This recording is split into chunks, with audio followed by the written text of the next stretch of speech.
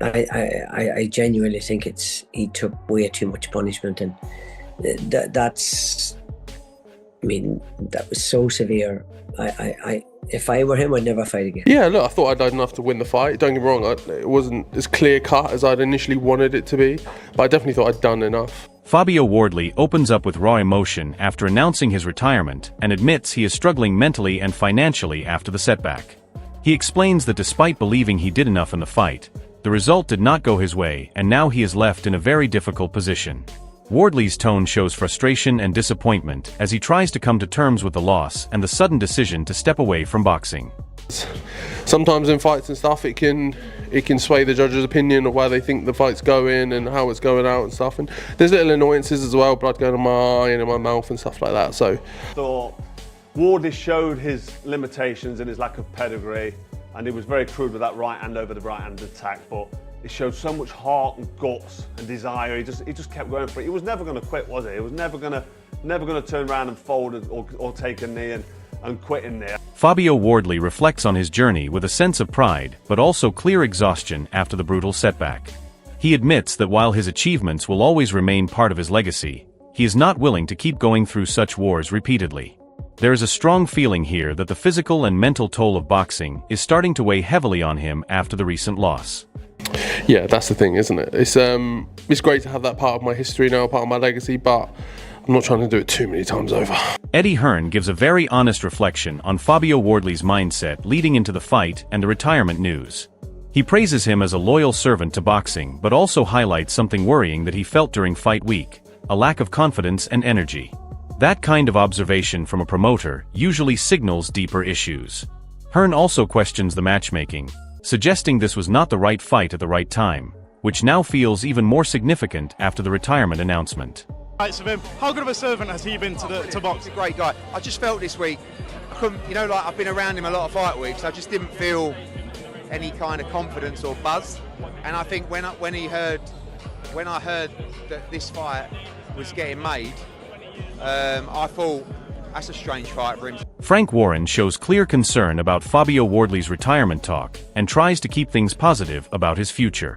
He is careful not to push him either way, but you can sense he is hoping this is just an emotional reaction. At the same time, he reminds everyone that Wardley has delivered some unforgettable fights, showing respect for his contribution to British boxing.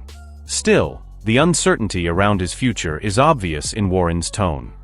Well, I hope that's not going to be the case for him, and if he carries on, we certainly would be looking to help him in that way. But look, he's been involved in some of the great. Dominic Ingle delivers a brutally honest breakdown, suggesting that Wardley's body has taken too much punishment to continue at elite level.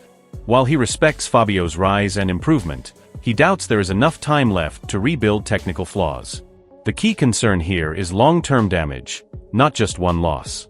Ingle's comments make it clear this is not about ability, but about survival and whether boxing is still safe for him moving forward. Slight difference, fighting a world champion, a legitimate world champion for a title, and beating a world champion who's already a world champion. And Fabio Wardley hasn't beat a current world champion to be the champion, has he? Joseph Parker's been a champion. Yeah, but he wasn't the champion, No. right? So Derek Chisora gives a very harsh and emotional reaction, pointing out the technical gaps in Fabio Wardley's performance. He criticizes the lack of basics like the jab and structured approach, suggesting Wardley relied too much on raw aggression. The frustration in his words reflects how exposed Fabio looked at moments in the fight, especially when facing a more composed and experienced opponent who punished every mistake.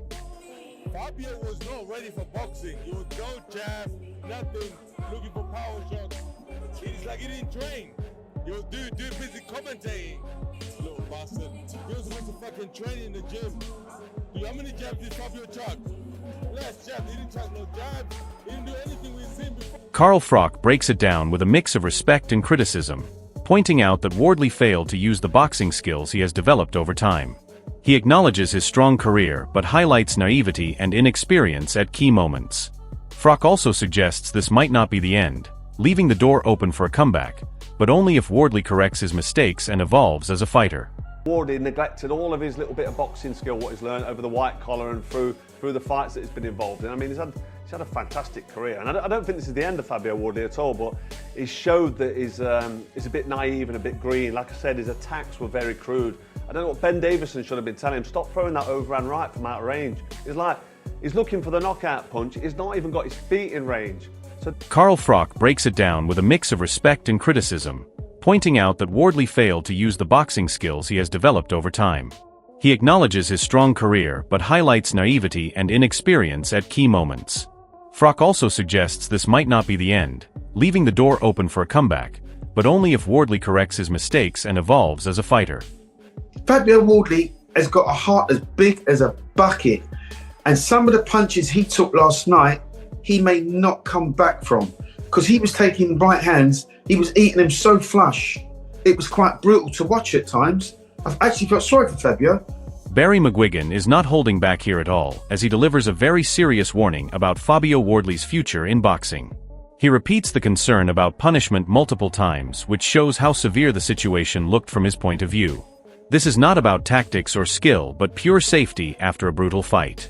In his eyes, a rematch is simply too dangerous and could risk long-term damage, which is why he strongly suggests stepping away from boxing completely.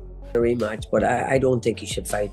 I genuinely don't think he should take that rematch. I think that's too dangerous.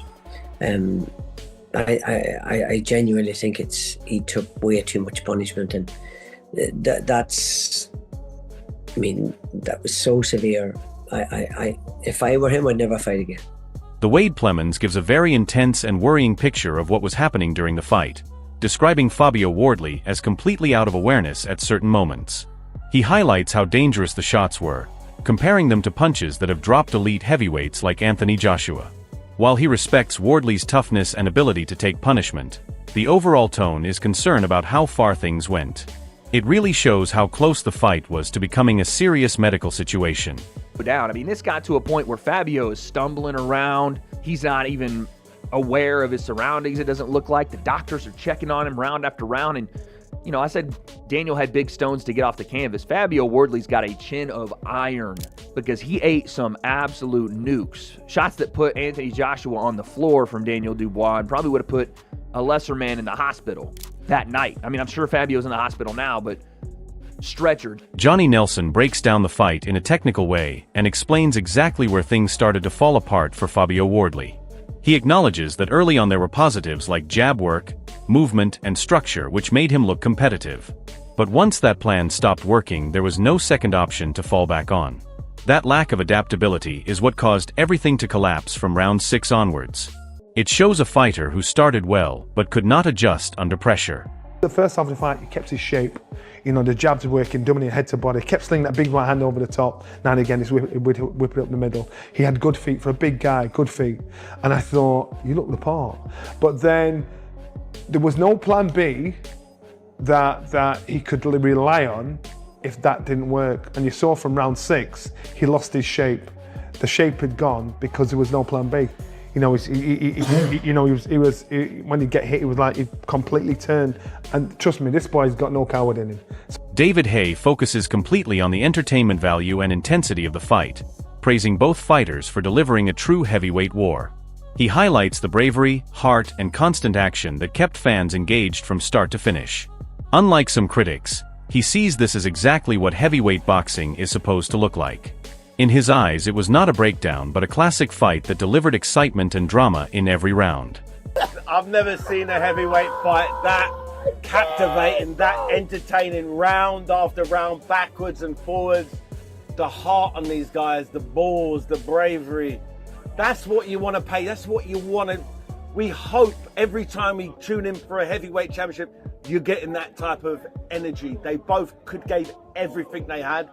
I could watch that 10 times over. Daniel Dubois reflects on the mental side of the fight and how he had to overcome early nerves to regain control. He admits he was not fully settled at the start, but managed to pull himself together under pressure. The mention of the corner slap shows how important focus and intensity were in that moment. It highlights the mindset of a fighter who had to go into a dark place mentally to survive and come out victorious in a tough situation. What a warrior he is, and came through that test. You know, coming off the back of a loss, I was a bit nervy to start off with and a bit all over the place, but I pulled it together and got the victory. This is a massive statement from Don Charles, and you can feel the pride in his voice after everything this fighter has been through. The idea that people once doubted his heart or his mentality has now completely flipped. Becoming a two-time heavyweight champion is not just about skill, it is about mental warfare and surviving chaos at the highest level. That phrase "nobody can question him again" really hits because boxing fans are the quickest to judge and the slowest to forgive. Now he has forced everyone to respect him the hard way. And when a trainer says there is more to come, that is even more dangerous for the division because it means this version of the fighter is only getting started and the heavyweight scene is on notice. Nobody could ever question this young man again. Yeah, all that quitting nonsense, nobody will ever question him again. Two-time heavyweight champion of the world under you. It sounds good, doesn't it? It does. It sounds There's more to come. There's more to come. We were in there with a very dangerous fighter in the name of Fabio Wardley. He should be proud of himself. Buddy McGirt breaks this down in pure old school boxing truth. That first round knockdown completely changed the rhythm of the fight, and after that it became a hunting mission instead of a technical battle. When a fighter starts loading up on one punch only, everything else disappears: the jab, the defense, even the timing. That is what he means by no jabs, no defense, just looking for the right hand. But even with all the mistakes, the heart is what stands out here. McGirt is basically saying skill-wise it broke down, but spirit-wise it delivered. And when a veteran trainer calls for a rematch, it shows the fight still had unfinished business and fans would absolutely watch it again. Hell of a fight. I think the worst thing that happened was that knockdown in the first round. After that, Wardley was just looking for that right hand. No jabs, no defense, no left hook. Sorry, meat and chicken. You know what I mean? But it was a hell of a fight. He showed the heart of a champion, and I think there should be a rematch. This is a massive statement from Don Charles, and you can feel the pride in his voice after everything this fighter has been through. The idea that people once doubted his heart or his mentality has now completely flipped. Becoming a two-time heavyweight champion is not just about skill, it is about mental warfare and surviving chaos at the highest level. That phrase "nobody can question him again" really hits because boxing fans are the quickest to judge and the slowest to forgive. Now he has forced everyone to respect him the hard way. And when a trainer says there is more to come, that is even more dangerous for the division because it means this version of the fighter is only getting started and the heavyweight scene is on notice. Needed that slap just to wake up, stay in reality, it's not slip, I got to dig deep. And as a warrior, you have to dig deep because you've got to go to that dark place and come out. Buddy McGirt breaks this down in pure old school boxing truth. That first round knockdown completely changed the rhythm of the fight, and after that it became a hunting mission instead of a technical battle. When a fighter starts loading up on one punch only, everything else disappears: the jab, the defense, even the timing. That is what he means by no jabs, no defense, just looking for the right hand. But even with all the mistakes, the heart is what stands out here. McGirt is basically saying skill-wise it broke down, but spirit-wise it delivered. And when a veteran trainer calls for a rematch, it shows the fight still had unfinished business and fans would absolutely watch it again.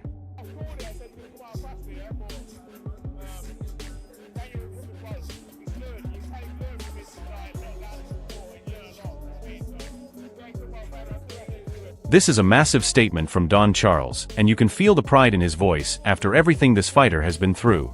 The idea that people once doubted his heart or his mentality has now completely flipped. Becoming a two-time heavyweight champion is not just about skill, it is about mental warfare and surviving chaos at the highest level. That phrase "nobody can question him again" really hits because boxing fans are the quickest to judge and the slowest to forgive. Now he has forced everyone to respect him the hard way. And when a trainer says there is more to come, that is even more dangerous for the division because it means this version of the fighter is only getting started and the heavyweight scene is on notice.